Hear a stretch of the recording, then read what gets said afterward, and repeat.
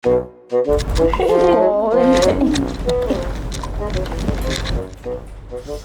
budak baru.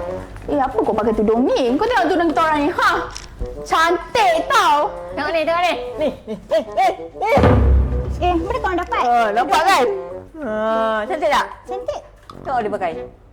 Tengok kau nak pakai. Mana kau dapat tudung tu? Ambil ni. Ya ke cantik? Ya, cuba tengok. Ya ke cantik? Ya, cantik. Ya, ke cantik. Ya, ke cantik. Pakai tudung ni confirm cantik orang. Ha? Ya. Ya, ya. Oh. Ha, nak jadi makona? Kena macam ni.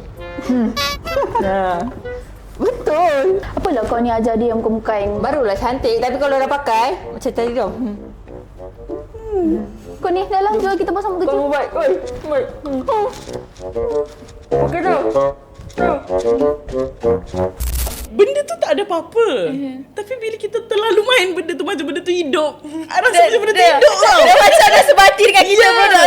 Letak dalam, tahu tak macam kan dulu kecil-kecil kalau kita beli kura-kura kan dalam bekas akuarium kecil yang bawa tu kan. Weh aku beli benda tu. Letak dalam tu.